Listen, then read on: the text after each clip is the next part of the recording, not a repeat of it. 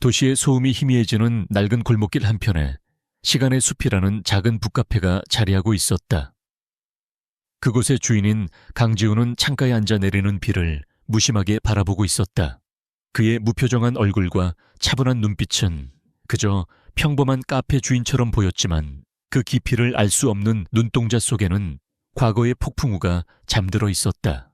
그는 매일 같은 시간, 같은 자리에 앉아 같은 풍경을 바라보는 것으로 하루를 시작하고 마감했다. 그의 시선이 머무는 곳은 늘 길 건너편 버스 정류장이었다.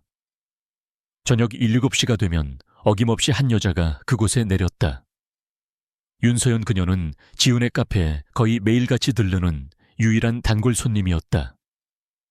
그녀는 빗방울이 맺힌 창문을 닦아내듯 세상의 더러운 진실을 파헤치는 기자였다. 지훈에게 그녀는 삭막한 세상 속 유일하게 온기를 가진 존재였고 그 온기를 지키는 것이 그의 새로운 임무가 되었다. 서연은 오늘도 피곤한 기색이 역력한 얼굴로 버스에서 내렸다. 그녀의 손에는 언제나처럼 취재 수첩과 노트북이 담긴 가방이 들려 있었다. 그녀는 익숙하게 횡단보도를 건너 시간의 숲으로 향했다. 카페 문이 열리며 딸랑이는 풍경 소리와 함께 서연의 젖은 머리카락에서 풍기는 샴푸 향이 지훈의 코끝을 스쳤다. 그는 늘 마시던 따뜻한 아메리카노를 미리 준비해 그녀의 지정석인 구석자리에 가져다 주었다. 오늘도 고생 많았어요. 지훈의 목소리는 낮고 차분했다. 그는 필요 이상의 말을 하지 않았지만 그 짧은 인사 속에는 늘 서연을 향한 깊은 배려가 담겨 있었다. 서연은 희미하게 미소를 지으며 고개를 끄덕였다.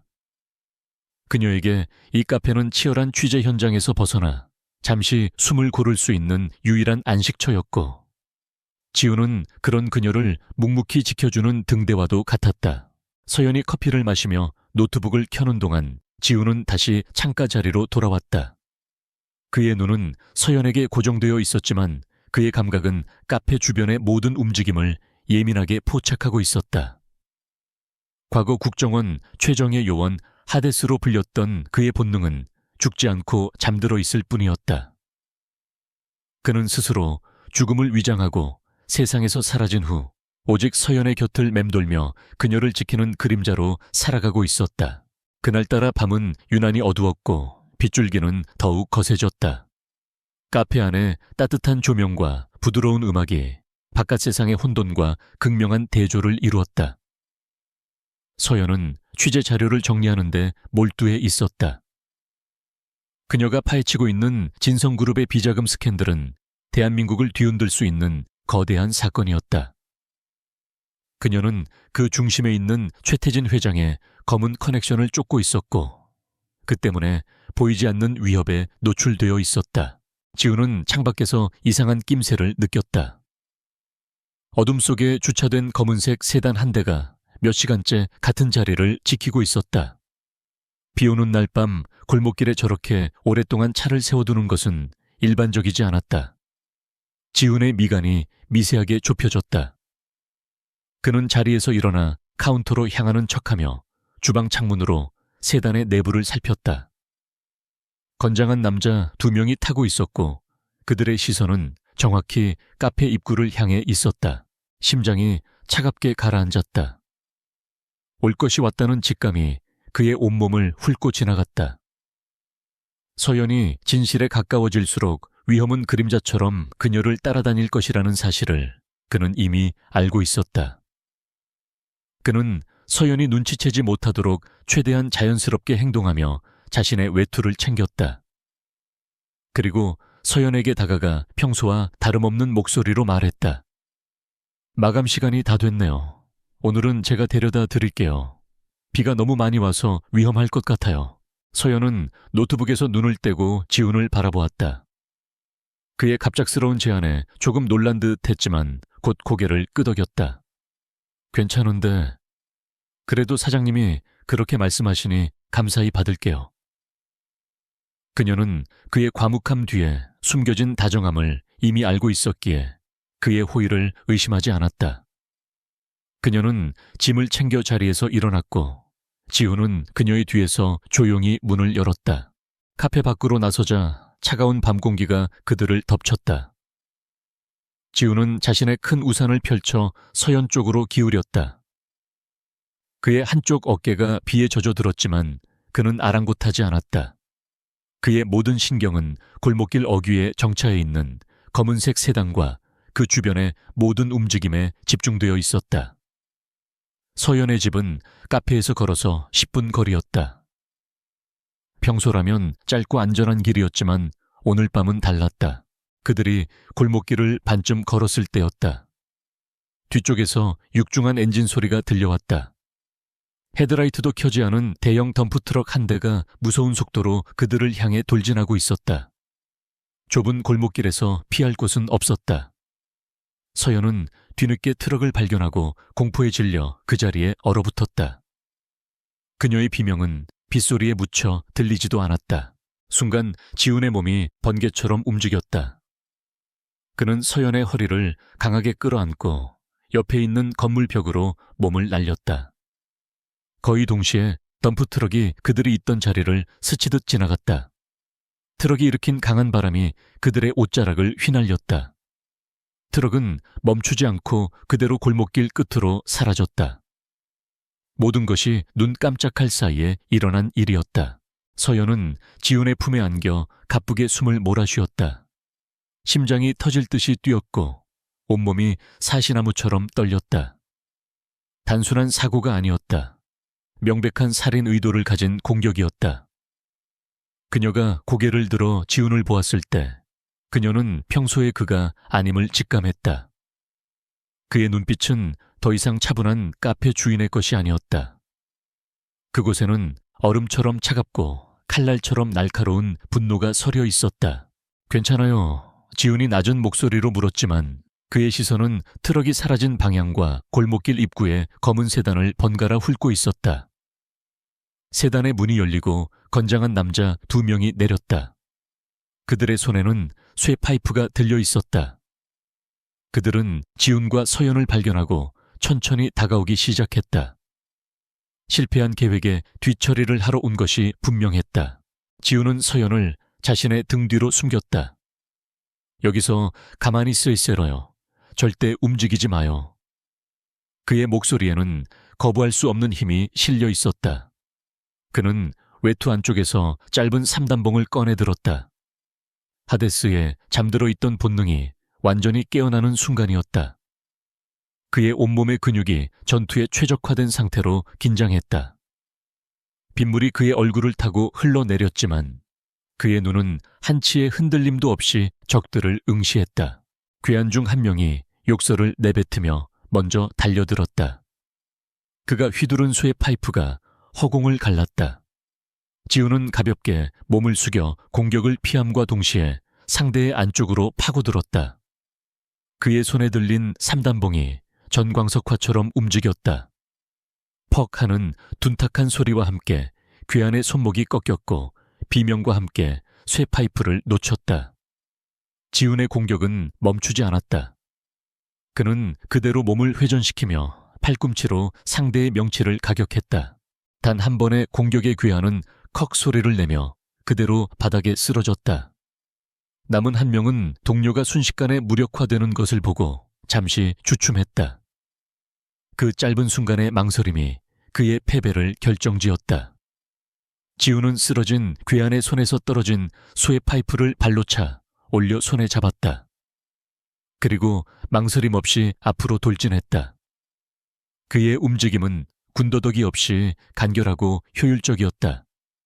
마치 잘 짜인 안무처럼 그의 모든 동작은 오직 상대를 파괴하기 위해 존재했다.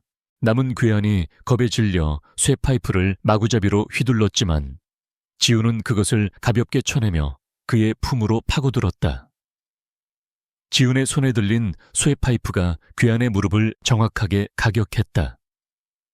뼈가 부러지는 끔찍한 소리와 함께 괴한은 비명을 지르며 무릎을 꿇었다. 지훈은 그대로 그의 머리채를 잡아 벽에 처박았다.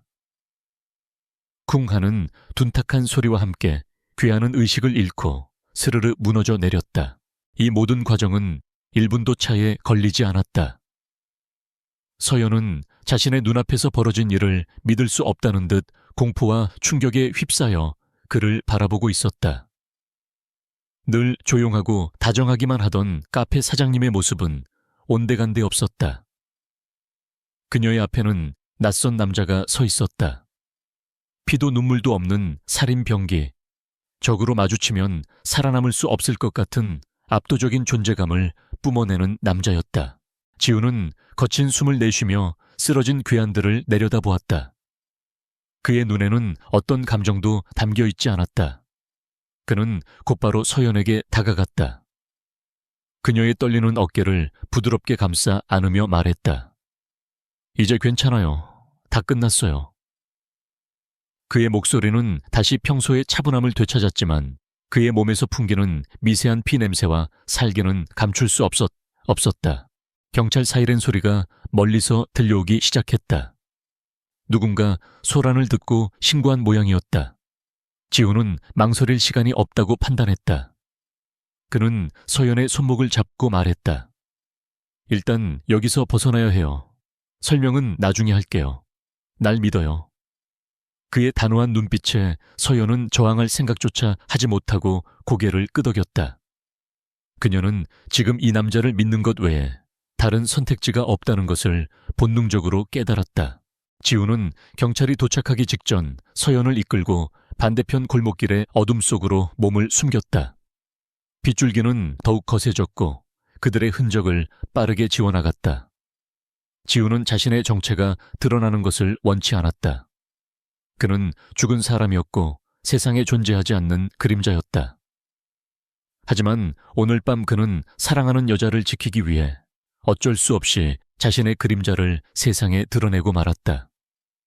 그리고 그것은 모든 것의 시작에 불과했다. 사랑에 미친 남자의 폭주가 이제 막 시작된 것이다. 강지우는 윤서연을 이끌고 미로처럼 얽힌 뒷골목을 쉴 새 없이 내달렸다. 차가운 빗줄기가 그들의 뺨을 때렸지만 멈출 수 없었다. 서연은 숨이 턱까지 차올랐지만 자신을 단단히 붙잡고 있는 지훈의 손을 놓지 않고 필사적으로 그를 따랐다. 그의 넓은 등이 칠흑 같은 어둠 속에서 그녀가 의지할 수 있는 유일한 것이었다. 한참을 달린 후에야 지훈은 낡은 상가 건물의 비상계단 아래에서 걸음을 멈췄다. 잠시만 여기서 숨어 있어요. 지훈은 낮은 목소리로 말하며 주변을 경계했다. 그의 온몸은 젖었지만 그의 눈빛은 조금도 흐트러지지 않고 예리하게 빛나고 있었다. 서연은 가쁜 숨을 몰아쉬며 그를 바라보았다. 방금 전에 끔찍했던 기억과 눈앞의 남자에 대한 혼란스러움으로 머릿속이 뒤죽박죽이었다. 평범한 카페 주인이 보여줄 수 있는 몸놀림과 상황 대처 능력이 아니었다. 대체 어떻게 된 일이에요? 그 사람들은 누구고 사장님은 대체 누구세요? 서연이 떨리는 목소리로 물었다. 그녀의 목소리에는 공포와 함께 짙은 의구심이 묻어났다. 지우는 잠시 침묵하다가 그녀의 눈을 똑바로 바라보며 말했다. 지금은 모든 걸 설명할 시간이 없어요. 하지만 이것만은 알아둬요. 오늘 일은 사고가 아니에요. 윤서연 씨를 노린 명백한 공격입니다. 그의 단호한 말에 서연은 할 말을 잃었다. 그녀는 자신의 취재가 누군가의 심기를 건드렸을 것이라고 짐작은 했지만 그것이 목숨을 위협할 정도일 줄은 상상도 못했다. 그녀는 여전히 현실을 받아들이기 어려웠다. 어쩌면 단순 강도였거나 자신을 다른 사람으로 착각했을 수도 있다는 미련이 남았다. 하지만 왜 저를요? 제가 뭘 어쨌다고? 지우는 그녀의 흔들리는 눈빛을 보며 마음이 무거워졌다. 그는 그녀를 이 위험한 세계로 끌어들이고 싶지 않았지만 이제 선택의 여지가 없었다. 그는 그녀가 스스로 위험을 인지하고 경계심을 갖도록 만들어야 했다. 그는 자신의 주머니에서 작은 USB 하나를 꺼내 서연에게 건넸다. 이 안에 지난 한 달간 서연 씨를 스토킹하던 차량들의 번호와 사진이 들어있어요. 단순한 우연이 아니라는 증거입니다. 서연은 망설이다가 USB를 받아들었다. 지우는 계속해서 말했다. 그들은 당신이 진성그룹에 대해 어디까지 알고 있는지 확인하고 필요하다면 당신을 영원히 침묵시키려 할 겁니다. 오늘 밤 그들은 당신의 집에도 찾아갈 겁니다. 당신의 취재 자료를 확보하고 모든 흔적을 지우기 위해서죠. 그러니 지금 당장 이곳을 떠나야만 합니다. 저와 함께요. 그의 말은 너무나 구체적이고 확신에 차 있어서 서연은 더 이상 반박할 수 없었다. 그럼에도 그녀의 마음속에는 의심이 완전히 가시지 않았다. 이 남자를 어떻게 믿어야 할까? 자신을 지켜준 것은 고맙지만 그의 정체 또한 미스터리였다. 그녀가 망설이는 사이 지훈의 휴대폰이 짧게 진동했다. 그는 화면을 확인하더니 표정을 굳혔다. 그가 미리 설치해둔 서연의 집 주변 감시 시스템에서 경고가 온 것이었다. 이미 시작됐어요. 지금 당신 집으로 누군가 침입하고 있습니다. 지훈의 말에 서연의 얼굴이 하얗게 질렸다.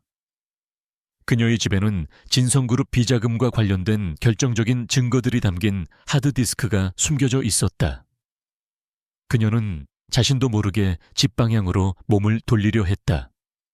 안 돼요. 가야 해요. 거기에 모든 자료가. 지우는 그녀의 팔을 강하게 붙잡아 제지했다. 지금 가는 건 자살 행위예요. 진정해요. 그의 차분하면서도 단호한 목소리가 서연의 이성을 간신히 붙잡았다. 그는 서연의 불안한 눈을 잠시 들여다본 후 결심한 듯 말했다. 자료는 제가 가져오겠습니다. 당신은 여기서 한 발짝도 움직이지 말고 기다리세요. 무슨 일이 있어도 소리내지 말고 누구에게도 모습을 보이지 마세요. 약속할 수 있죠. 서연은 그의 제안에 경악했다. 혼자서 가시겠다고요. 위험해요. 그 사람들이 몇 명이나 있을 줄 알고. 그러니까 당신이 가면 안 되는 겁니다. 지우는 그녀의 말을 잘랐다. 그의 눈빛은 흔들림이 없었다. 그것은 무모한 용기가 아니라 모든 상황을 계산하고 내린 냉철한 판단의 결과였다. 그는 서연에게 작은 무정이 하나를 쥐어주었다. 이걸 가지고 있어요. 제가 연락할 때까지 기다려요. 지우는 더 이상 지체하지 않고 어둠 속으로 몸을 던졌다. 그는 건물과 건물 사이를 그림자처럼 이동하며 서연의 아파트 방향으로 빠르게 움직였다. 그의 머릿속에서는 이미 최적의 침투 경로와 전투 시나리오가 그려지고 있었다. 적의 숫자, 예상 무기, 아파트 내부 구조 퇴로까지 모든 변수를 계산했다. 그의 심장은 차갑게 뛰었고 피는 뜨겁게 끓어올랐다. 하데스가 다시 작전을 시작한 것이다. 서연의 아파트는 낡은 빌라 3층에 있었다. 지우는 건물 뒤편에 가스 배관을 타고 소리 없이 벽을 올랐다. 그는 3층 창문에 매달려 내부를 살폈다. 예상대로 검은 옷을 입은 남자 2명이 서연의 방을 샅샅이 뒤지고 있었다. 그들은 서랍을 열어젖히고 책을 바닥에 내던지며 무언가를 필사적으로 찾고 있었다. 지우는 조용히 창문 잠금 장치를 풀고 안으로 스며들었다. 방 안이 귀한 중 한 명이 인기척을 느끼고 뒤를 돌아보는 순간 지훈의 발이 그의 관자놀이를 강타했다. 퍽 하는 소리와 함께 귀하는 비명 한 번 지르지 못하고 그대로 쓰러졌다. 남은 한 명이 놀라 총을 꺼내려 했지만 지훈은 그보다 빨랐다. 그는 바닥에 떨어진 책을 발로 걷어차 상대의 얼굴에 맞췄고 그가 주춤하는 사이 거리를 좁혀 손에 든 총을 빼앗아 분해해버렸다. 모든 것이 순식간에 일어났다. 귀하는 경악한 표정으로 지훈을 바라보았다. 지훈은 시간을 끌지 않았다. 그는 상대의 턱을 가격해 의식을 잃게 만든 후 2 사람을 옷장 안에 쳐넣고 넥타이로 손발을 묶었다. 그리고 곧바로 서연이 말한 비밀 장소로 향했다. 침대 밑 마룻바닥을 드러내자 작은 공간이 나타났고 그 안에는 외장 하드디스크가 보관되어 있었다. 지우는 하드디스크를 챙겨 품 안에 넣었다. 그는 떠나기 전 방안을 한번 둘러보았다. 책상 위에는 서연의 사진이 담긴 액자가 놓여 있었다. 환하게 웃고 있는 그녀의 모습을 보자 그의 차가운 얼굴에 아주 희미한 온기가 스쳐 지나갔다. 그는 이 미소를 지키기 위해서라면 악마가 되어도 상관없다고 생각했다. 그는 창문을 통해 들어왔던 것처럼 소리 없이 밖으로 사라졌다. 지훈이 약속 장소로 돌아왔을 때 서연은 초조하게 그를 기다리고 있었다. 그의 무사한 모습과 그의 손에 들린 하드디스크를 보고서야 그녀는 안도의 한숨을 내쉬었다. 다치신 곳은 없어요. 그녀의 목소리에는 진심 어린 걱정이 담겨 있었다. 지훈은 말없이 고개를 저었다. 그는 서연의 손목을 잡고 다시 걷기 시작했다. 이제 정말로 떠나야 합니다. 이곳은 더 이상 안전하지 않아요. 그들은 지훈이 미리 준비해둔 낡은 승합차에 올랐다. 차는 도시의 불빛을 뒤로하고 어두운 고속도로를 달리기 시작했다. 서연은 창밖으로 빠르게 스쳐 지나가는 풍경을 보며 생각에 잠겼다. 오늘 밤 겪은 일들은 그녀의 평범했던 삶을 송두리째 바꿔놓았다. 그리고 그 변화의 중심에는 옆에서 말없이 운전하고 있는 강지훈이라는 남자가 있었다. 고마워요. 그리고 미안해요, 저 때문에. 서연이 조용히 입을 열었다. 그녀는 이제 이 모든 상황이 자신 때문이라는 것을 받아들여야 했다. 지훈은 운전대에서 눈을 떼지 않은 채 대답했다. 사과할 필요 없어요. 이건 내가 선택한 일이니까. 그의 목소리는 담담했지만 그 안에 담긴 무게는 결코 가볍지 않았다. 차 안에는 다시 침묵이 흘렀다. 하지만 이전의 어색한 침묵과는 달랐다. 그것은 서로의 존재를 인정하고 보이지 않는 위험에 맞서 함께 싸워나가기로 한 동맹의 침묵이었다. 서연은 마침내 결심했다. 이 남자의 정체가 무엇이든 과거가 어떻든 지금 이 순간 자신을 지켜줄 수 있는 유일한 사람이라는 것을 믿기로 했다. 그녀는 자신의 모든 것을 걸고 진실을 파헤치기로 결심했고 이제 지훈은 그 위험한 여정의 유일한 동반자가 되었다. 그녀는 조수석에 등을 기댄 채 지친 눈을 감았다. 폭풍 속으로의 도주가 본격적으로 시작되고 있었다. 서울의 밤을 발 아래에 둔 펜트하우스 진성그룹 최태진 회장의 집무실은 얼음장처럼 차가운 분노로 가득 차 있었다. 최 회장은 통유리창 너머로 도시의 야경을 내려다보며 와인잔을 천천히 돌렸다. 그의 등 뒤에는 안 부장이 고개를 숙인 채 서 있었다. 방금 전 끝난 보고는 최태진의 심기를 최악으로 만들어 놓기에 충분했다. 고작 기자 하나와 정체불명의 방해꾼 때문에 모든 계획이 수포로 돌아갔다는 사실을 그는 도저히 용납할 수 없었다. 쓰레기 같은 놈들. 최태진이 나지막이 읊조렸다. 그의 목소리는 조용했지만 그 안에 담긴 살기는 방 안의 공기를 얼어붙게 만들었다. 그는 천천히 몸을 돌려 안 부장을 바라보았다. 그의 눈빛은 먹잇감을 앞에 둔 맹수처럼 번뜩였다. 고작 계집 하나 처리 못해서 이 사달을 만들어 동네 양아치들을 보냈나. 내 돈 받아먹고 하는 일이 고작 이건가. 최태진의 고함이 집무실을 울렸다. 그가 던진 와인잔이 벽에 부딪혀 산산조각 났다. 붉은 와인이 마치 피처럼 벽을 타고 흘러내렸다.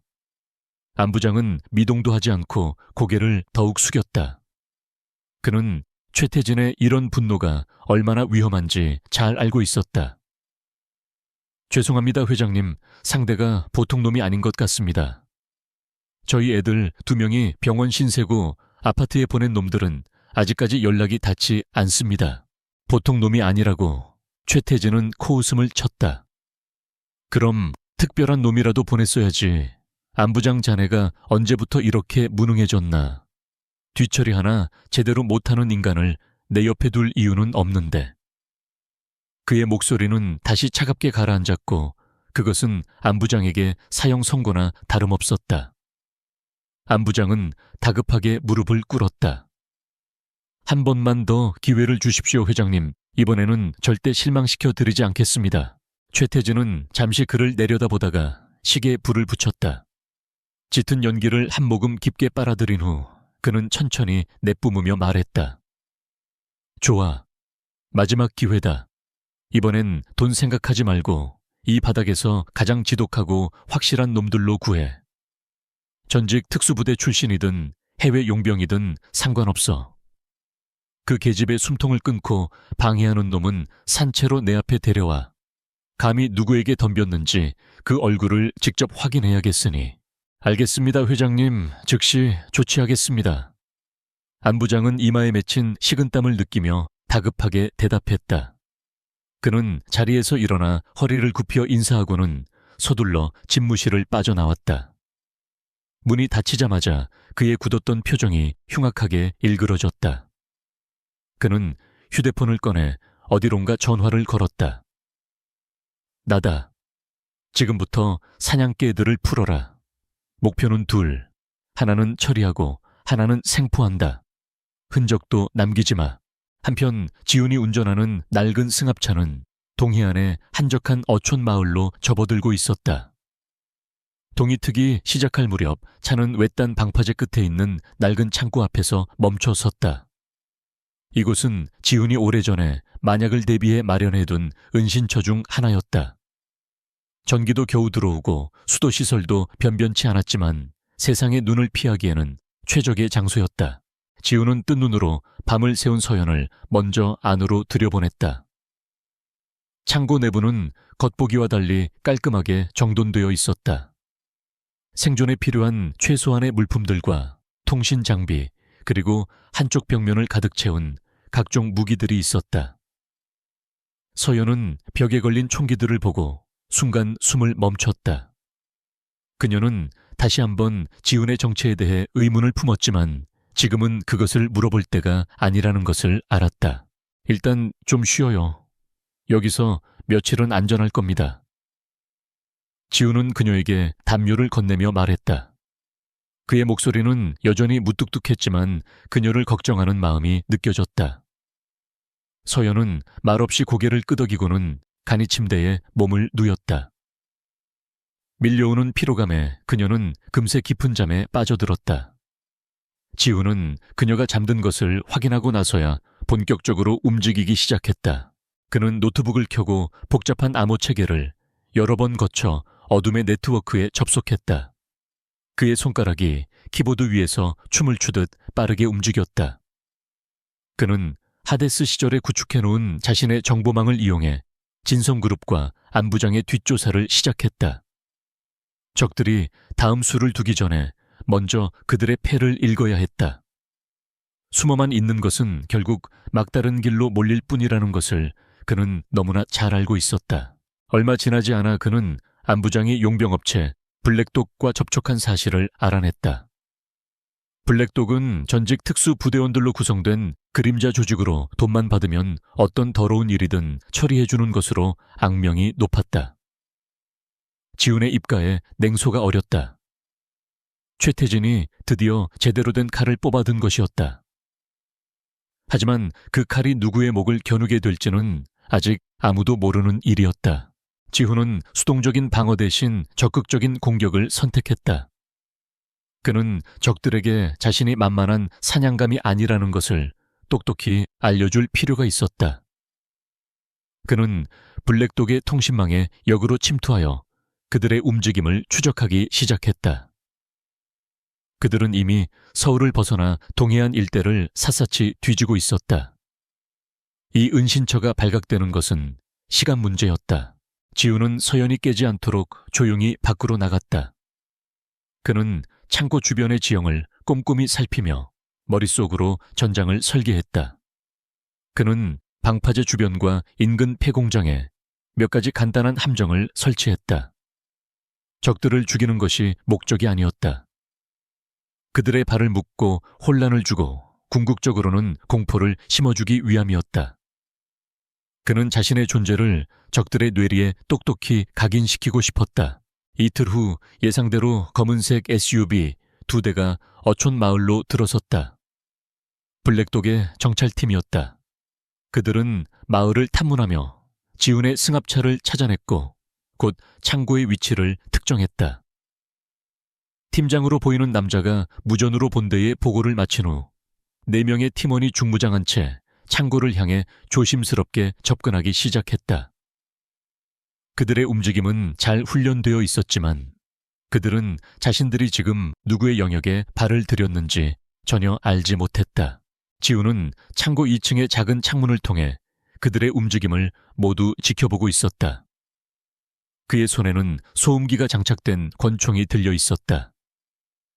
그의 심박수는 평온했고 호흡은 고요했다. 그는 완벽한 포식자처럼 사냥감이 함정으로 들어오기만을 기다리고 있었다. 한 팀원이 폐공장 입구에 설치된 인계철선을 건드리는 순간 내부에 쌓여있던 드럼통들이 요란한 소리를 내며 무너져 내렸다. 갑작스러운 소음에 팀원들이 놀라 흩어지는 순간 지훈의 총구가 불을 뿜었다. 픽 하는 작은 소음과 함께 가장 앞서가던 팀원의 다리에 총알이 박혔다. 그는 비명을 지르며 쓰러졌다. 나머지 팀원들이 엄폐물을 찾아 몸을 숨기며 응사를 시작했지만 지훈의 모습은 보이지 않았다. 지훈은 이미 다른 창문으로 자리를 옮긴 후였다. 다시 한번 총성이 울렸고 다른 한 명의 어깨에서 피가 터져 나왔다. 그들은 완벽하게 저격당하고 있었다. 어디서 총알이 날아오는지조차 파악하지 못한 채 그들은 공포에 휩싸이기 시작했다. 팀장은 다급하게 후퇴를 명령했다. 하지만 지훈은 그들을 순순히 보내줄 생각이 없었다. 그는 창고를 빠져나와 그림자처럼 움직이며 그들의 퇴로를 차단했다. 어둠 속에서 나타난 지훈은 유령처럼 그들을 덮쳤다. 그는 총을 사용하지 않고 오직 맨손과 나이프만으로 나머지 2명을 순식간에 제압했다. 그의 움직임은 자비가 없었다. 관절을 부러뜨리고 급소를 가격하여 전투 불능 상태로 만들었다. 마지막으로 그는 겁에 질려 떨고 있는 팀장의 목에 차가운 칼날을 들이댔다. 초해태진에게 전해라. 2번 다시 내 여자를 건드리면 다음엔 너희가 아니라 그의 심장을 찢어놓겠다고. 그리고 하데스가 지옥에서 돌아왔다고 똑똑히 알려. 지훈의 목소리는 지옥의 악마처럼 차갑고 위협적이었다. 그는 팀장의 팔에 깊은 상처를 내어 자신의 메시지를 각인시킨 후 그를 살려보냈다. 이것은 자비가 아니라 가장 효과적인 경고 방식이었다. 지훈이 피냄새를 풍기며 창고로 돌아왔을 때 서연은 잠에서 깨어 그를 기다리고 있었다. 그녀는 창밖의 소란을 모두 들었다. 그녀의 얼굴은 두려움으로 하얗게 질려 있었다. 그녀는 피 묻은 나이프를 무심하게 닦아내는 지훈의 모습을 보며 이 남자가 자신을 지키기 위해 기꺼이 괴물이 될 수 있는 사람이라는 것을 깨달았다. 그녀의 마음속에서 공포와 함께 그에 대한 기묘한 신뢰감이 싹트기 시작했다. 지훈이 창고로 돌아온 후 무거운 침묵이 공간을 지배했다. 바깥에서는 부상당한 용병이 동료들을 부축해 간신히 후퇴하는 소리가 희미하게 들려왔지만 아는 숨 막힐 듯 고요했다. 서연은 간이 침대 구석에 앉아 무릎을 감싸 안은 채 피냄새를 풍기는 지훈의 뒷모습을 말없이 바라보고 있었다. 그의 어깨는 태산처럼 넓고 든든했지만 동시에 지독한 고독감이 느껴졌다. 방금 전 그가 보여준 잔혹함은 그녀를 지키기 위함이었지만 그 폭력의 여파는 서연의 마음까지 얼어붙게 만들었다. 지훈은 상의를 벗었다. 그의 등과 팔에는 미처 피하지 못한 공격으로 생긴 자상과 타박상이 선명했다. 그는 아무렇지 않은 듯 구급상자를 열어 익숙하게 상처를 소독하고 붕대를 감기 시작했다. 혼자서 상처를 치료하는 그의 모습은 너무나 익숙해 보여서 서연은 가슴 한쪽이 아려왔다. 저 남자는 얼마나 오랫동안 이런 삶을 살아온 것일까? 서연은 망설이다가 자리에서 일어났다. 그녀는 조심스럽게 지훈에게 다가가 그의 손에 들린 소독약을 가만히 건네받았다. 지훈은 의외라는 듯 잠시 그녀를 바라보았지만 순순히 팔을 내어주었다. 서연은 떨리는 손으로 소독솜을 그의 상처에 가져갔다. 그녀의 손길이 닿는 순간 지훈의 어깨 근육이 미세하게 굳어졌다. 아주 오랜만에 느껴보는 타인의 온기였다. 왜 이렇게까지 하시는 거예요? 서연이 낮은 목소리로 물었다. 그녀는 더 이상 그의 정체를 묻지 않았다. 그가 누구인지는 중요하지 않았다. 그녀가 알고 싶은 것은 그의 행동 뒤에 숨겨진 이유였다. 저 같은 사람 때문에 목숨을 걸 필요 없잖아요. 사장님은 그냥 평범한 카페 주인이셨는데. 그녀의 목소리 끝이 가늘게 떨렸다. 지우는 잠시 눈을 감았다. 그녀의 질문은 그의 가장 깊은 곳을 건드렸다. 그는 오랫동안 묻어두었던 기억의 편린들을 떠올렸다.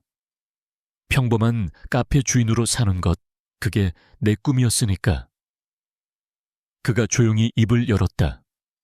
과거에 나는 많은 사람들을 해쳤어요. 국가라는 이름 아래 정의라는 명분으로. 하지만 결국 남은 건 공허함뿐이었죠.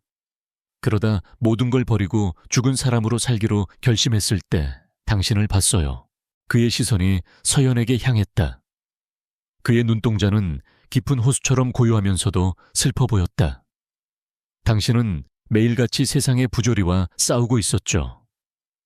거대한 권력 앞에서 굴하지 않고 자신의 신념을 위해 모든 걸 내던지는 모습을 보면서 나는 내가 잃어버렸던 것을 봤어요. 당신을 지키는 것은 어쩌면 과거의 나를 속죄하고 내 삶의 의미를 찾는 유일한 방법일지도 모릅니다. 그의 고백에 서연은 아무 말도 할 수 없었다. 그녀는 그저 묵묵히 그의 상처를 치료하는 데 집중했다. 그의 말이 진심이라는 것을 느낄 수 있었다. 두 사람 사이에는 더 이상 이전과 같은 거리감이 존재하지 않았다. 그들은 이제 단순한 보호자와 피보호자가 아니었다. 어두운 세상에 맞서 서로의 상처를 보듬어주는 유일한 동반자가 되어가고 있었다. 상처 치료가 끝나자 지우는 다시 노트북 앞으로 돌아갔다. 짧은 휴식은 끝났다. 끝났다. 숨어만 있는 건 한계가 있어요. 이 지옥을 끝내려면 우리가 먼저 저들의 심장을 찔러야 합니다. 그의 목소리에는 다시 냉철한 결의가 서렸다. 그는 노트북 화면을 서연에게 돌렸다. 화면에는 복잡한 자금 흐름도와 인물 관계도가 거미줄처럼 얽혀 있었다. 이건 내가 해킹으로 빼낸 진성그룹의 내부 자료예요. 하지만 너무 방대하고 복잡해서 핵심을 파악하기가 어려워요. 당신의 도움이 필요합니다. 지우는 서연을 단순한 보호 대상이 아닌 이 전쟁의 파트너로 인정했다. 그는 그녀의 날카로운 분석력과 기자로서의 직감을 믿었다. 서연의 눈빛이 달라졌다. 두려움에 잠식되었던 그녀의 눈에 다시 기자로서의 생기가 돌아오기 시작했다. 그녀는 지훈의 옆에 의자를 끌어다 앉았다.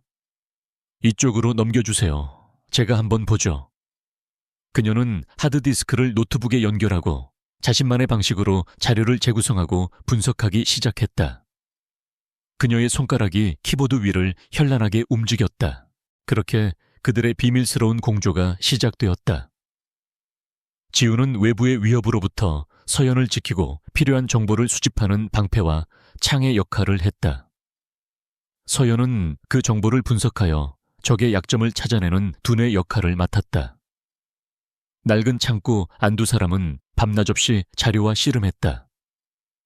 때로는 의견 충돌로 언성을 높이기도 했지만 곧 서로의 논리를 경청하며 최적의 해결책을 찾아 나갔다.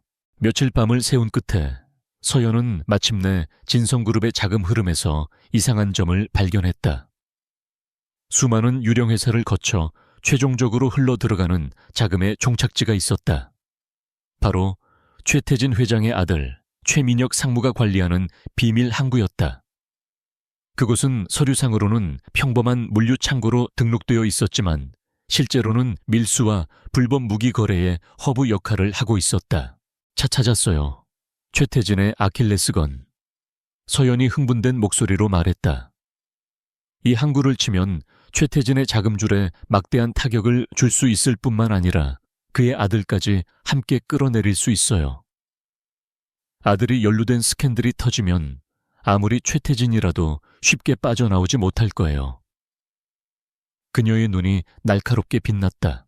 지우는 서연이 찾아낸 자료를 검토했다. 그녀의 분석은 완벽했다. 그는 조용히 고개를 끄덕였다. 좋은 생각이에요. 뱀의 머리를 직접 칠 수 없다면 그 심장과 연결된 혈관부터 끊어놓는 게 순서죠. 그의 입가에 희미한 미소가 걸렸다. 그것은 오랫동안 잊고 지냈던 동료에 대한 신뢰와 만족감의 표현이었다. 그들은 함께 반격의 계획을 세우기 시작했다. 지우는 자신의 군사적 지식과 작전 경험을 바탕으로 침투와 파괴 계획을 구상했다. 서연은 언론을 이용해 작전의 효과를 극대화하고 최태진을 사회적으로 매장시킬 방법을 모색했다. 그들의 목표는 단순한 복수가 아니었다. 거대한 악의 제국을 뿌리부터 뒤흔들어 무너뜨리는 것이었다. 어둠 속에서 두 개의 작은 불꽃이 만나 거대한 화염을 만들어낼 준비를 하고 있었다. 폭풍 전야의 고요함이 그들을 감싸고 있었다. 비밀 항구를 다음 목표로 설정한 후 낡은 창고 안의 공기는 이전과 비교할 수 없을 정도로 팽팽해졌다. 그것은 더 이상 도망자의 불안함이 아니었다. 방역을 앞둔 사냥꾼의 날카로운 긴장감이었다. 강지우는 며칠 동안 거의 잠을 자지 않고 작전을 구상했다. 그의 앞에는 항구의 위성사진과 설계도, 그리고 그가 어둠의 경로를 통해 입수한 경비 시스템 배치도 등이 어지럽게 널려 있었다. 그는 모든 변수를 계산하고 최악의 상황까지 대비하며 완벽한 계획을 짜고 있었다. 이번 작전은 단순한 기습이 아니었다. 최태진의 자금줄에 실질적인 타격을 주고 그의 아들 최민혁을 범죄의 증거와 함께 수면 위로 끌어올려야 했다. 동시에 언론을 통해 진성그룹의 추악한 실체를 폭로하여 사회적으로 재기불능 상태로 만들어야 했다. 이것은 군사작전과 여론전이 결합된 고도의 심리전이었다. 지우는 자신의 역할이 항구의 물리적 파괴라면 서연의 역할은 그 파괴의 의미를 세상에 알리는 것이라고 생각했다. 정보가 더 필요해요. 특히 항구 내부의 실시간 경비 인력 배치와 화물 이동 경로를 알아야만 해요. 지훈이 서연에게 말했다. 그는 지도 위에 몇 군데를 붉은 펜으로 표시했다. 이곳들이 핵심 시설이야. 이 시설들을 동시에 무력화시켜야 파급력이 커져요. 그러려면 내부 조력자가 있거나 아니면 우리가 직접 들어가서 확인하는 수밖에 없어요. 서연은 잠시 고민하다가 입을 열었다. 제가 아는 정보원이 있어요. 항만 노조 간부인데 평소 진성그룹의 부당 해고와 노동 착취에 대해 불만이 많았던 분이에요. 조심스럽게 접근하면 도움을 받을 수 있을지도 몰라요. 그녀의 제안에 지우는 잠시 망설였다. 외부인을 끌어들이는 것은 위험 부담이 컸다. 하지만 서연의 단호한 눈빛을 보고 그는 생각을 바꿨다. 이 싸움은 자신 혼자만의 것이 아니었다. 지우는 서연의 안전을 확보한 후 밤을 틈타 홀로 도시로 잠입했다. 그는 자신의 과거 신분을 이용해 옛 동료이자 현재는 흥신소를 운영하고 있는 백상어를 찾아갔다. 백상거는 죽은 줄로만 알았던 하데스가 눈앞에 나타나자 경악을 금치 못했다. 세상에 이게 대체 어떻게 된 일이야. 내 장례식에서 내가 울기까지 했는데. 그는 호들갑을 떨었지만 이내 지훈의 심상치 않은 분위기를 감지하고 표정을 굳혔다. 지훈은 긴 설명 없이 자신이 필요한 것들만 간단히 말했다. 대포폰 무기, 그리고 항구 주변의 CCTV를 무력화시킬 장비. 백상어는 지훈이 진성그룹과 얽혔다는 것을 눈치채고 난처한 표정을 지었다. 상대가 너무 거물이야 친구. 잘못 엮였다간 나까지 통째로 삼켜질 수 있어. 하지만 그는 결국 지훈의 부탁을 들어주었다. 과거 지훈에게 목숨을 빚진 적이 있었기 때문이었다. 필요한 장비를 확보한 지훈은 다시 은신처로 복귀했다. 그 사이 서연은 정보원과 접촉에 성공했다. 그녀는 지훈이 알려준 암호화된 통신망을 통해 항구 내부의 정보를 실시간으로 전달받고 있었다. 노조 간부는 서연의 용기에 감명받아 위험을 무릅쓰고 그녀를 돕기로 결정했다. 그 덕분에 지훈의 작전 계획은 더욱 정교하고 치밀해질 수 있었다. 작전 전날 밤 두 사람은 나란히 앉아 마지막으로 계획을 점검했다. 서연은 자신이 작성한 폭로 기사를 지훈에게 보여주었다. 기사는 진성그룹의 밀수 혐의와 최민혁 상무의 역할을 날카롭게 파고들고 있었다. 제가 신호를 보내면 이 기사는 국내 모든 언론사와 시민단체에 동시에 전송될 거예요. 서버를 여러 국가에 분산시켜 놨기 때문에 막을 수도 역추적할 수도 없을 겁니다. 그녀의 목소리에는 비장함이 서려 있었다. 지훈은 기사를 꼼꼼히 읽어본 후 조용히 고개를 끄덕였다. 완벽해요. 이 기사가 터지면 최태진은 손쓸 틈도 없이 무너지게 될 겁니다. 그는 잠시 서연을 바라보았다. 두려움에 떨던 기자의 모습은 온데간데 없었다.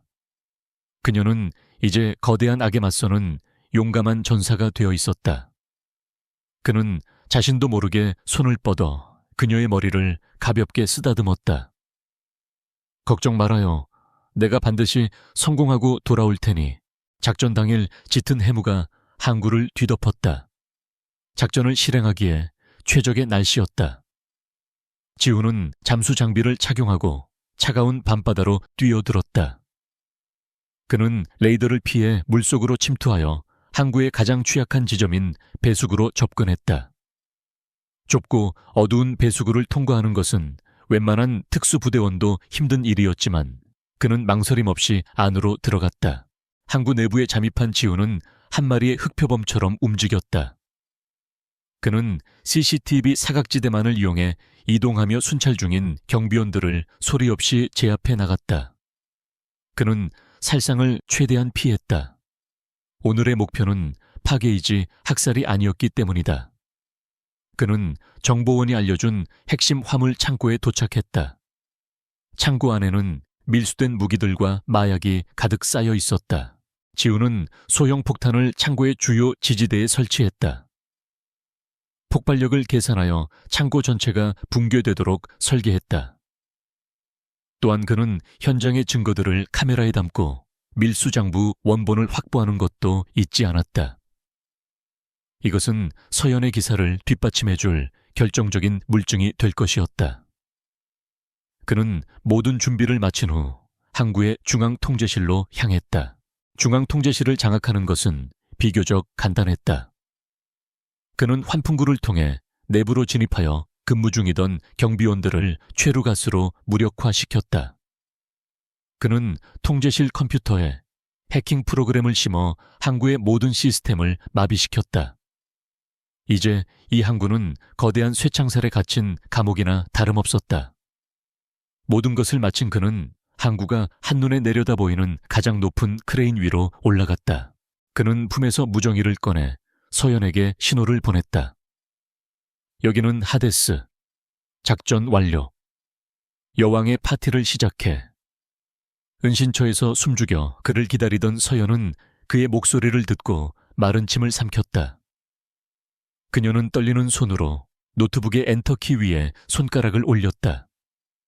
이제 이 키를 누르면 모든 것이 세상에 알려지고 돌이킬 수 없는 폭풍이 시작될 것이었다. 그녀는 심호흡을 한 번 하고 망설임 없이 키를 눌렀다. 거의 동시에 지훈은 손에 들고 있던 원격 기폭장치의 버튼을 눌렀다. 항구 곳곳에 설치되었던 폭탄들이 연쇄적으로 폭발하기 시작했다. 거대한 굉음과 함께 화염이 밤하늘을 붉게 물들였다. 최태진의 검은 제국을 지탱하던 심장 하나가 바로 지금 지옥의 불길 속에서 무너져 내리고 있었다. 지훈은 그 광경을 무표정하게 내려다보았다. 이것은 끝이 아니라 이제 겨우 시작일 뿐이었다. 항구의 폭발과 동시에 윤서연의 기사가 세상에 공개되자 대한민국은 말 그대로 발칵 뒤집혔다. 다음 날 아침 모든 뉴스의 헤드라인은 진성그룹의 비밀 항구와 최민혁 상무의 밀수 혐의로 도배되었다. 인터넷 포털과 소셜미디어는 성난 여론으로 들끓었고 진성그룹의 주가는 개장과 동시에 폭락하기 시작했다. 정치권과 검찰은 빗발치는 비난에 못 이겨 마지못해 특별수사팀을 꾸리겠다고 발표했다. 거대한 제국의 선명한 균열이 가기 시작한 것이다. 최태진 회장의 펜트하우스에서는 모든 것이 부서져 나가고 있었다. 그는 광분하여 눈에 보이는 모든 것을 집어던졌다. 수십 년간 공들여 쌓아 올린 그의 왕국이 고작 기자 계집 하나와 정체불명의 그림자 때문에 뿌리째 흔들리고 있다는 사실을 그는 받아들일 수 없었다. 그의 정치적 뒷배들은 하나둘씩 연락을 끊기 시작했고 믿었던 충신들마저 등을 돌릴 기미를 보였다. 그는 철저히 고립되고 있었다. 하데스라. 최태진은 지훈이 남긴 경고를 곱씹으며 이를 갈았다.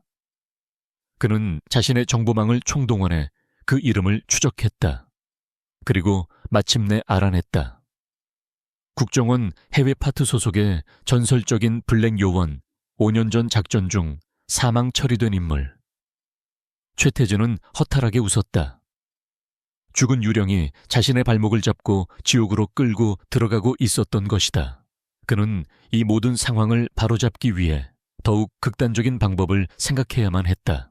하지만 그의 아들 최민혁은 아버지처럼 냉정하게 기다릴 인내심이 없었다. 그는 당장이라도 자신을 옥죄어오는 수사망과 세상의 손가락질에 이성을 잃어가고 있었다. 그는 이 모든 것이 윤서연이라는 여자 때문이라고 생각했다. 분노와 몸열감에 휩싸인 그는 아버지 몰래 자신만의 복수를 계획했다. 그는 더 이상 비즈니스적으로 접근하지 않았다. 그는 그녀에게 가장 고통스러운 방식으로 되갚아주기로 결심했다. 최민혁은 자신의 수하들을 풀어 서연의 주변 인물들을 샅샅이 뒤졌다. 그리고 가장 약한 고리를 찾아냈다. 바로 서연이 가장 믿고 따르던 선배 기자 김진우였다. 김진우는 서연의 멘토이자 친오빠 같은 존재였다. 최민혁은 망설이지 않았다. 그는 한밤중에 퇴근하던 김진우를 납치하라고 명령했다. 그의 계획은 서연을 유인하여 그녀의 눈앞에서 가장 소중한 사람을 잃는 고통을 맛보게 해주는 것이었다. 은신처에 있던 서연은 불안한 마음을 감추지 못했다.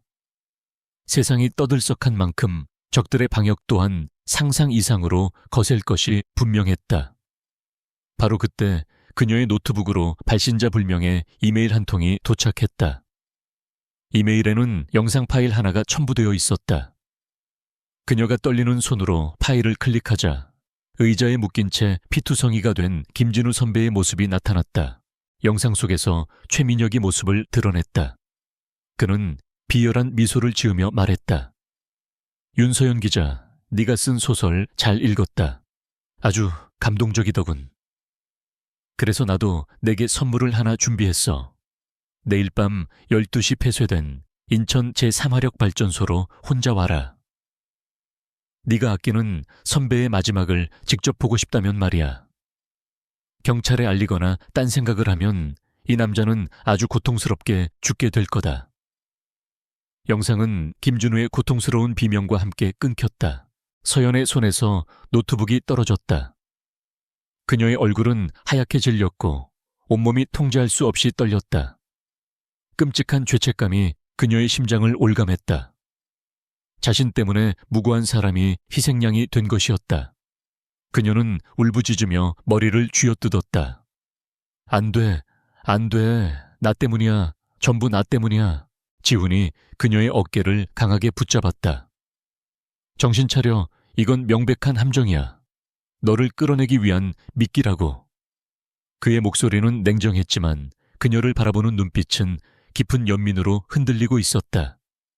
하지만 죄책감에 사로잡힌 서연에게는 그의 말이 들리지 않았다. 알아요. 함정인 거 알아요. 하지만 그렇다고 모른 척할 수는 없잖아요. 내가 가야만 해요. 그녀는 눈물을 흘리며 지훈에게 애원했다. 제발요. 저 혼자 가게 내버려 두세요. 더 이상 다른 사람을 위험에 빠뜨릴 수는 없어요. 지훈은 단호하게 고개를 저었다.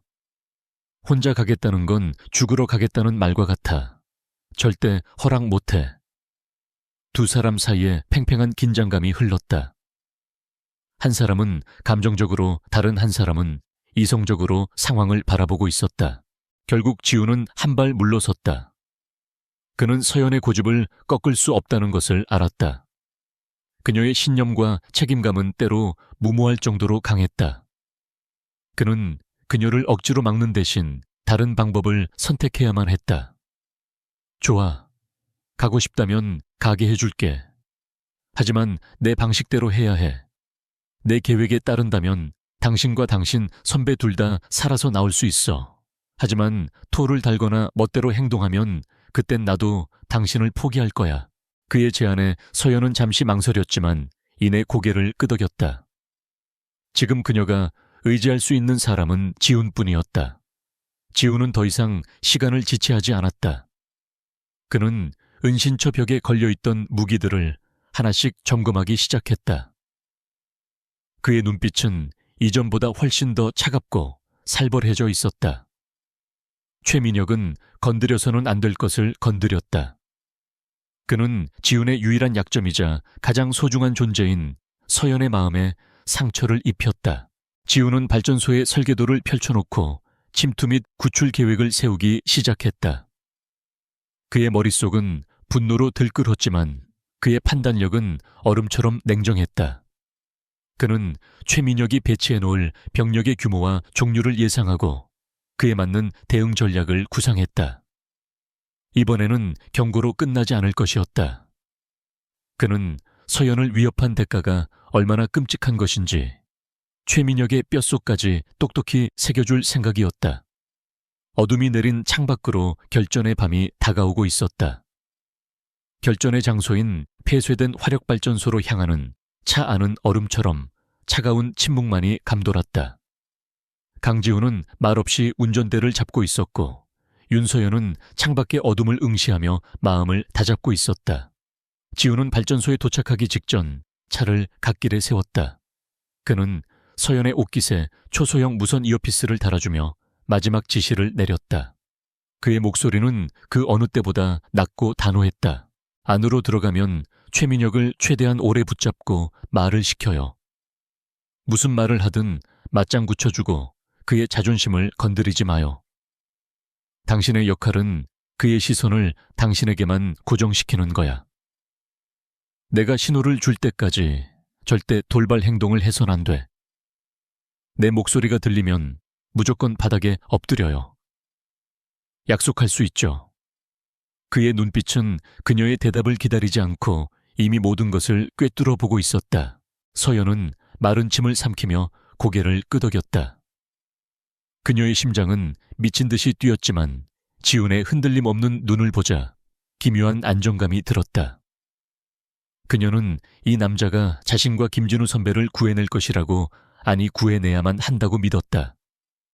지훈은 그녀의 어깨를 가볍게 한번 쥐어주고는 다시 어둠 속으로 차를 몰았다. 발전소의 거대하고 흉물스러운 실루엣이 그들 앞에 나타났다. 서연은 약속된 장소에서 홀로 차에서 내렸다. 거대한 발전소 건물은 마치 모든 것을 삼켜버릴 듯한 괴물처럼 입을 벌리고 있었다. 그녀는 심호흡을 한 번 하고 약속 장소인 중앙 터빈실로 걸어 들어갔다. 내부는 먼지와 녹슨 소에 냄새로 가득했고 깨진 유리창 사이로 들어오는 희미한 달빛이 으스스한 분위기를 자아냈다. 터빈실 중앙에는 최민혁이 의자에 앉아 그녀를 기다리고 있었다. 그의 주변에는 10명이 넘는 무장한 용병들이 도열해 있었고 그의 발치에는 김진우 선배가 정신을 잃은 채 쓰러져 있었다. 최민혁은 서연을 보자마자 박수를 치며 일어섰다. 왔군. 용감한 윤서연 기자. 네가 오지 않을까봐 걱정했는데 역시 친구를 버리는 쓰레기는 아니었어. 그의 목소리는 조롱과 경멸로 가득 차 있었다. 서연은 주먹을 꽉 쥐었지만 지훈의 경고를 떠올리며 애써 분노를 억눌렀다. 김진우 선배를 풀어주세요. 당신이 원하는 건 나잖아요. 그녀의 말에 최민혁은 미친 사람처럼 웃기 시작했다. 물론이지. 내가 원하는 건 너야. 네가 내 인생을 어떻게 망쳐놨는지 네 눈으로 똑똑히 보면서 절망하는 모습을 보고 싶거든. 이 남자는 그냥 시작일 뿐이야. 너 때문에 네 주변 사람들이 하나씩 지옥으로 떨어지는 걸 즐겨보라고. 그가 말을 이어가는 동안 지우는 유령처럼 움직이고 있었다. 그는 발전소의 외벽을 타고 환풍구 통로를 통해 내부로 잠입했다. 그의 온몸의 감각은 극도로 예민해져 있었다. 그는 이어피스를 통해 들려오는 최민혁의 목소리와 용병들의 위치를 파악하며 어둠 속에서 조용히 그들의 숨통을 끊어 나갔다. 퍽, 컥 하는 미세한 소음과 함께 외곽을 경비하던 용병들이 소리 없이 쓰러져 나갔다. 최민혁은 자신의 부하들이 하나씩 사라지고 있다는 사실을 전혀 눈치채지 못한 채 서연을 향한 비난을 계속 쏟아내고 있었다. 서연은 그의 광기 어린 말을 모두 받아주며 시간을 끌었다. 그녀는 최민혁이 점점 더 흥분하여 자신에게 가까이 다가오도록 유도했다. 지훈의 계획에 가장 이상적인 상황이 만들어지고 있었다. 마침내 지훈은 터빈실 상층부의 제어실에 도착했다. 그는 그곳에서 터빈실 전체를 내려다볼 수 있었다. 그는 마지막 남은 외부 경비원을 처리하고 조용히 적용용 소총을 조립했다. 그의 숨결은 멈췄고 그의 눈은 스코프 안의 목표물에 고정되었다. 최민혁과 그의 핵심 병력들은 서연에게 완전히 집중하여 무방비 상태나 다름없었다. 이제 슬슬 파티를 끝내볼까? 지훈의 차가운 목소리가 이어피스를 통해 서연의 귓가에 울렸다. 지금이야 엎드려 서연은 반사적으로 몸을 날려 바닥에 엎드렸다. 그 순간 펑 하는 굉음과 함께 터빈실의 모든 조명이 터져 나갔다. 완벽한 어둠이 그들을 덮쳤고 용병들은 혼란에 빠져 소리치기 시작했다. 그것을 신호로 지훈의 학살이 시작되었다. 야간 투시경을 쓴 그의 눈에 혼란에 빠진 용병들의 모습은 그저 움직이는 표적일 뿐이었다. 픽픽픽. 소음기가 장착된 저격소총이 불을 뿜을 때마다 용병들이 비명과 함께 쓰러져 나갔다. 그들은 어디서 공격이 오는지도 모른 채 공포에 질려 총을 난사했지만 그것은 어둠 속의 아우성에 불과했다. 몇 분 만에 터빈실은 지옥으로 변했다. 지훈은 저격소총을 버리고 양손에 권총을 든 채 레펠을 이용해 아래로 뛰어내렸다. 그는 어둠 속에서 춤을 추듯 움직이며 남은 용병들을 처리해 나갔다. 그의 총격술은 예술의 경지에 가까웠다. 모든 동작은 계산되었고 단 한 발의 총알도 낭비되지 않았다. 마침내 총성이 멎고 터빈실에는 화약 냄새와 피 비린내만이 남았다. 지훈은 공포에 질려 떨고 있는 최민혁에게 다가갔다. 최민혁은 자신의 눈앞에서 벌어진 일을 믿을 수 없다는 듯 넋이 나간 표정이었다. 지훈은 그의 멱살을 잡아 벽으로 밀쳤다. 내 것이라고 말했을 텐데. 지훈의 목소리는 분노로 들끓었다.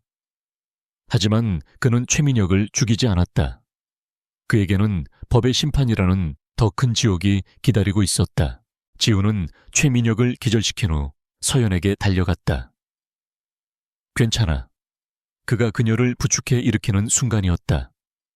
아직 숨이 붙어있던 마지막 용병 하나가 필사적으로 총을 쏘았다. 지훈은 반사적으로 서연을 감싸 안았다. 탕탕 하는 총성과 함께 그의 옆구리에서 뜨거운 통증이 느껴졌다. 지훈은 신음과 함께 쓰러지는 용병의 머리에 마지막 총알을 박아 넣었다.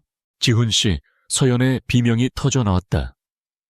지훈의 옆구리에서는 붉은 피가 솟구치고 있었다. 괜찮아. 그냥 스쳤을 뿐이야. 그는 고통을 애써 참으며 말했다. 그는 비틀거리며 김진우에게 다가가 결박을 풀어주었다. 멀리서 경찰 사이렌 소리가 들려오기 시작했다. 지훈이 미리 신고해둔 것이었다. 일단 여기서 빠져나가야 해. 지훈은 한쪽 팔로 서연을 부축하고 다른 쪽 팔로는 김진우를 어깨에 둘러맸다. 그는 자신의 부상에도 아랑곳하지 않고 두 사람을 이끌고 자신이 확보해둔 퇴로를 향해 움직였다. 피를 너무 많이 흘려 시야가 흐려졌지만 그는 정신력으로 버텼다. 그는 이 두 사람을, 특히 서연을 반드시 안전한 곳으로 데려가야만 했다. 그의 폭주는 아직 끝나지 않았다. 폐쇄된 발전소를 빠져나온 그들은 어둠을 뚫고 필사적으로 달렸다. 강지훈의 숨소리는 점점 더 거칠어졌고 그의 옆구리를 적신 피는 멈출 기미를 보이지 않았다. 윤서연은 거의 정신을 잃어가는 그를 부축하며 운전대를 잡았다. 다행히 의식을 되찾은 김진우 기자가 옆에서 그녀를 도왔다. 그들은 지훈이 최후의 상황을 대비해 알려주었던 두 번째 은신처, 경기도 외곽의 한적한 폐농장으로 향했다. 농장에 도착하자마자 지훈은 그대로 정신을 잃고 쓰러졌다. 그의 얼굴은 핏기 없이 창백했고 입술은 파랗게 변해 있었다. 서연은 공포에 휩싸였다. 병원으로 데려갈 수도 없는 상황 이대로라면 그는 과다출혈로 죽을 것이 분명했다. 그녀는 절망적인 상황 속에서 이성을 잃지 않으려 애썼다. 그녀는 지훈이 은신처에 구비해둔 응급의료 키트를 찾아냈다. 선배 지훈, 씨 좀 도와주세요. 제가 직접 해야겠어요. 서연이 비장한 목소리로 말했다. 그녀는 의료 경험이 전무했지만 선택의 여지가 없었다.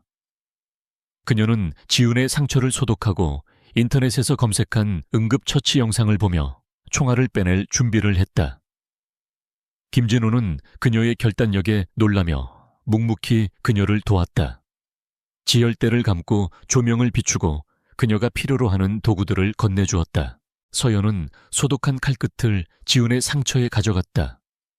그녀의 손은 사시나무처럼 떨렸지만 눈빛만은 흔들리지 않았다.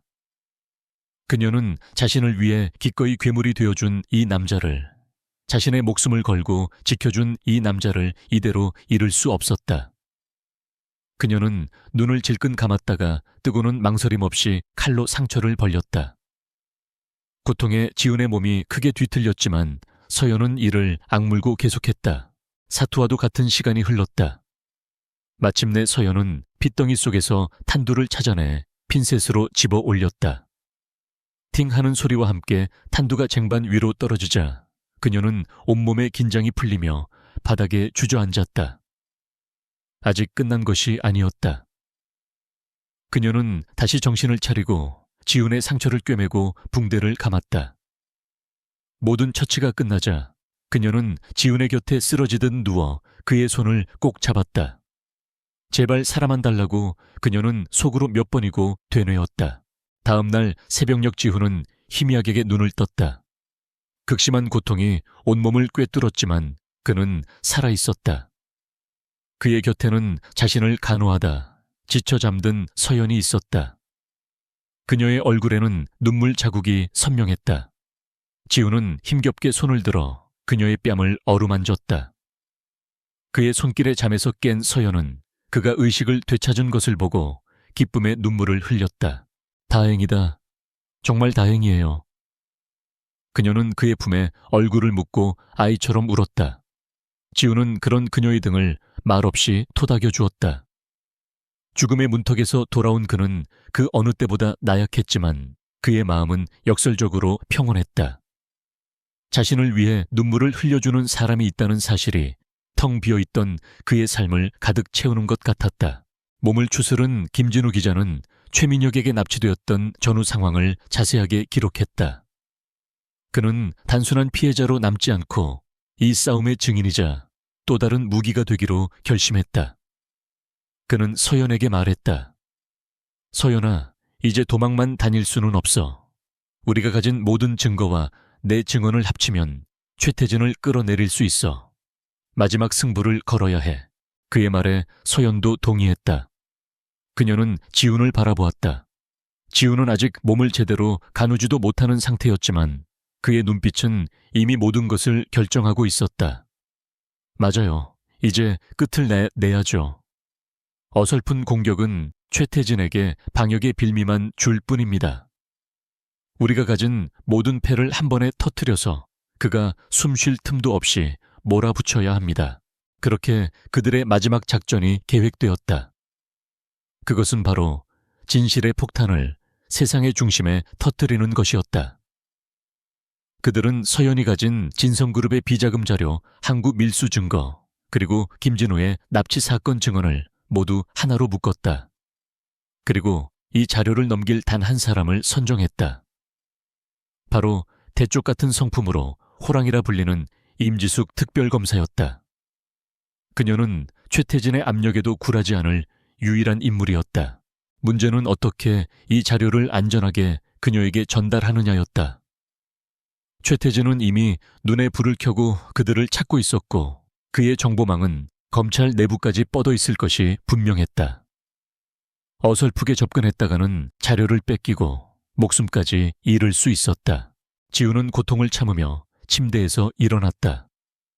그는 자신의 마지막 남은 카드를 사용하기로 결심했다. 바로 국정원 시절의 옛 동료이자 지금은 IT 보안 전문가로 활동하고 있는 헤르메스였다. 그는 백상어를 통해 간신히 헤르메스와 연락을 취했다. 지우는 그에게 자료를 가장 안전하게 전달할 수 있는 디지털 경로를 만들어 달라고 부탁했다. 헤르메스는 하데스의 부탁을 거절하지 못했다. 그는 누구도 뚫을 수 없는 3중 4중의 보안 시스템을 갖춘 데이터 전송 프로토콜을 설계했다. 자료는 여러 개의 조각으로 나뉘어 전 세계의 서버로 흩어졌다가 오직 임지숙 특검의 컴퓨터에서만 하나로 합쳐지게 될 것이었다. 전송 버튼을 누르는 순간 되돌릴 수 없는 마지막 전쟁이 시작되는 것이었다. 모든 준비가 끝났다.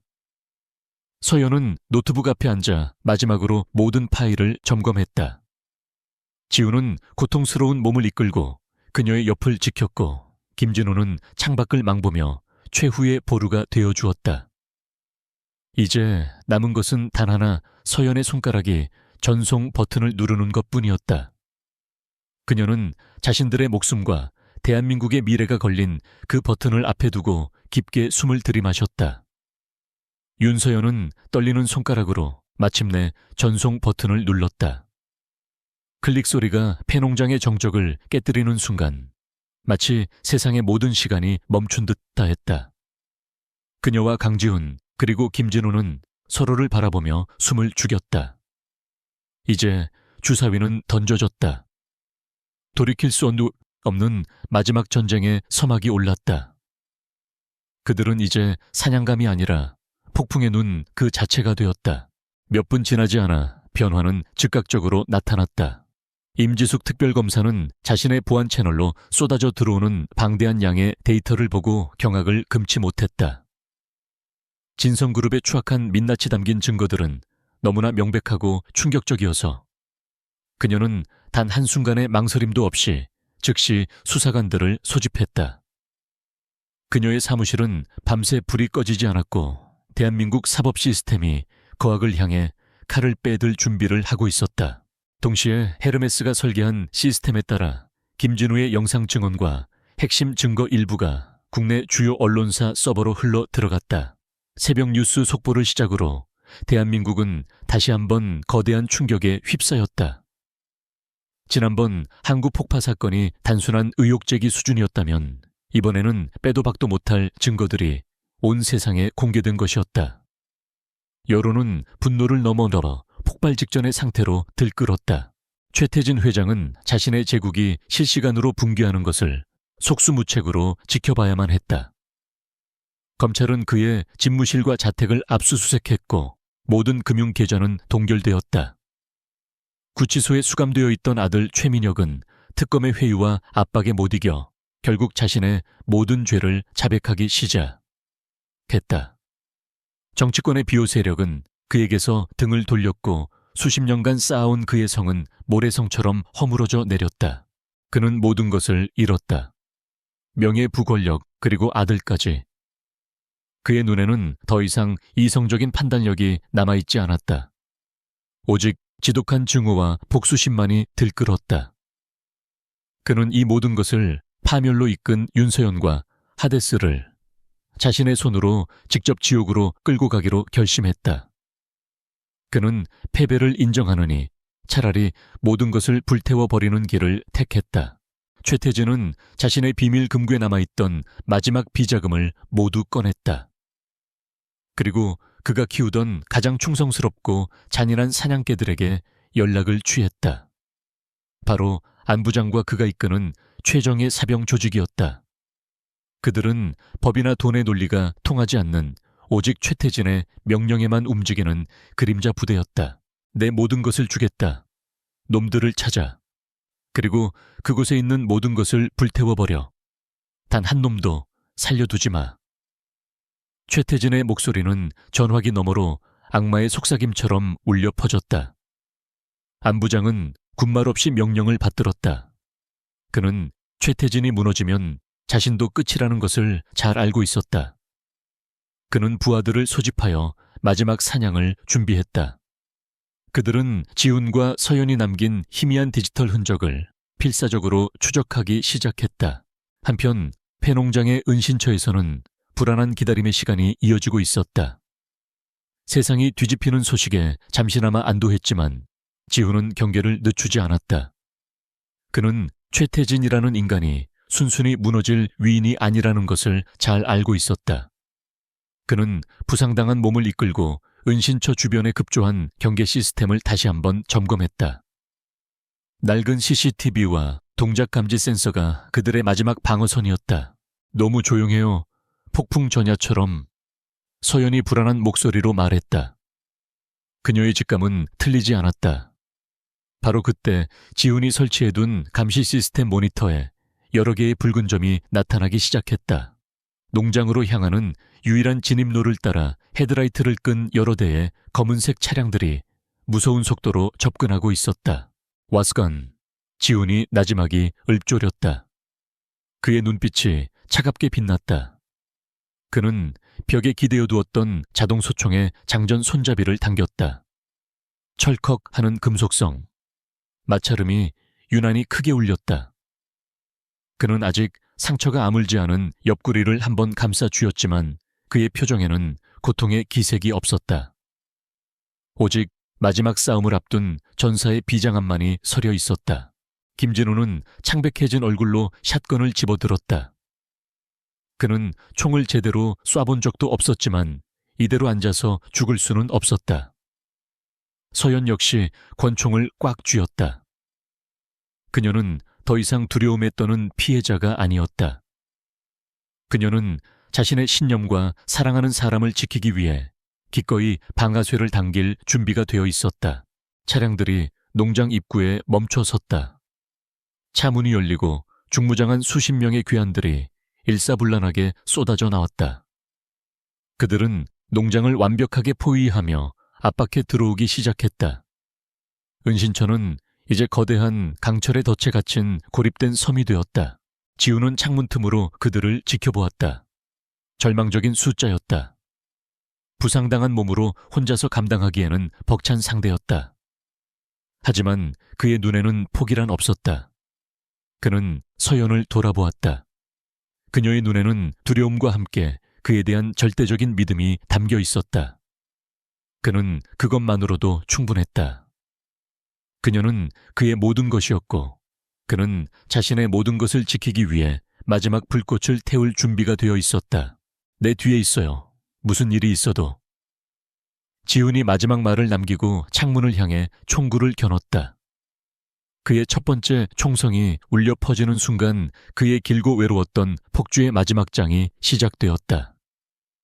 강지훈의 첫 번째 총성이 밤의 정적을 찢어놓자 폐농장은 순식간에 격렬한 전장으로 변했다. 수십 명의 적들이 일제히 총격을 가하며 농가로 접근해왔다. 낡은 나무 벽은 총알 세례에 힘없이 뚫렸고 파편이 사방으로 튀었다. 지우는 부상당한 몸을 이끌고 엄폐물 사이를 오가며 침착하게 응사했다. 그의 총알은 한 발 한 발이 정확하게 적의 급소를 노렸다. 서연 씨는 김 기자님과 함께 지하실로 가요. 여긴 내가 막을 테니. 지훈이 소리쳤다. 하지만 서연은 그의 곁을 떠나지 않았다. 그녀는 권총을 쥔 손을 떨면서도 창문 반대편에서 지훈의 사각을 경계했다. 김진우 역시 샷건을 들고 문 쪽을 막아섰다. 그들은 죽더라도 함께 싸우다 죽기로 결심했다.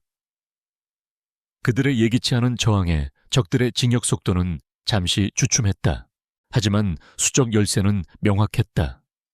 지훈이 한 명을 쓰러뜨리면 두세 명의 적이 그 자리를 메우며 포위망을 좁혀왔다. 싸움이 길어질수록 지훈의 상처는 점점 더 벌어지고 있었다. 식은땀이 비오듯 흘렀고 호흡은 거칠어졌다.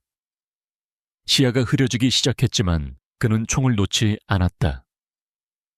그는 쓰러지더라도 서연의 앞을 가로막는 방패가 되어야만 했다. 안 부장은 부하들을 독려하며 직접 선두에 섰다. 그는 지훈의 저항이 거셀수록 더욱더 광적으로 변해갔다. 마침내 그들은 현관문을 부수고 안으로 들이닥쳤다. 실내에서 처절한 근접전이 벌어졌다. 지훈은 총알이 다 떨어진 소총을 방패 삼아 휘두르며 적들을 막아섰다.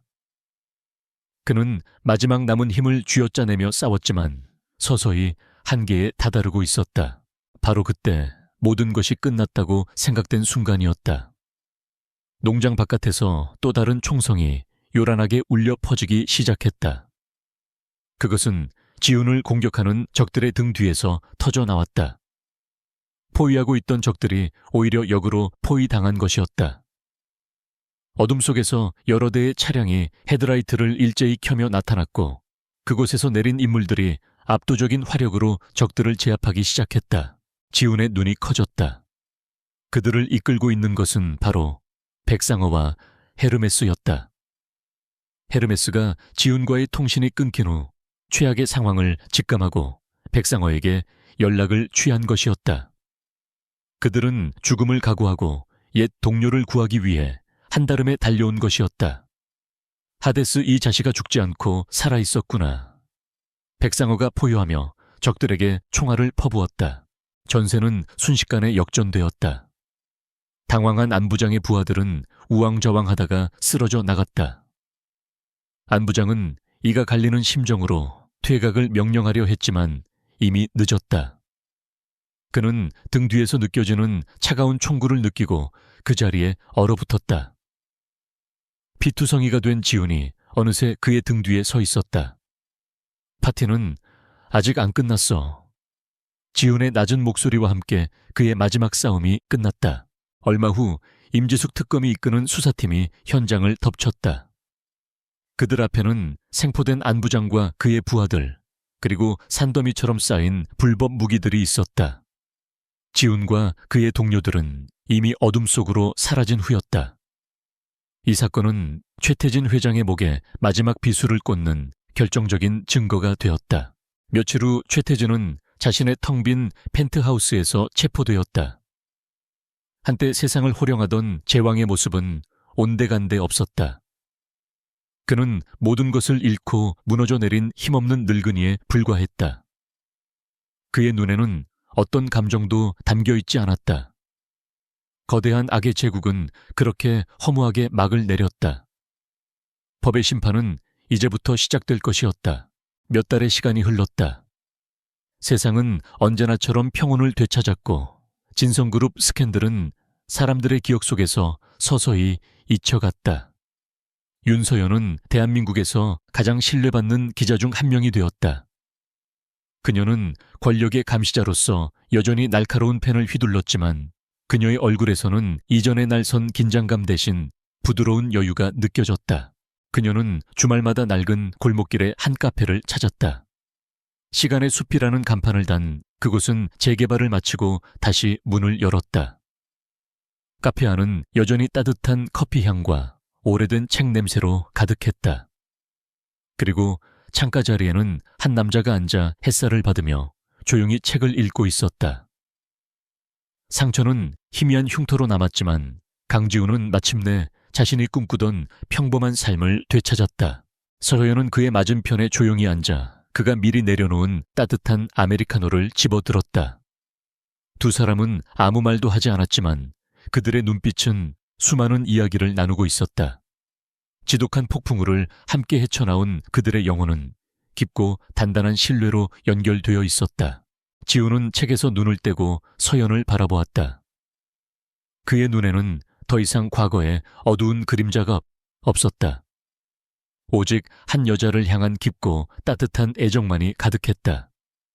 그녀의 미소를 지키기 위해 그는 기꺼이 폭주했고 지옥의 악마가 되었다. 그리고 마침내 그는 그녀와 함께하는 평온한 일상이라는 가장 큰 보상을 얻었다. 그녀는 그의 과거이자 현재였고 앞으로 살아갈 미래의 모든 것이었다. 그는 조용히 미소 지었다. 그의 길고 외로웠던 폭주는 이제 정말로 끝이 났다.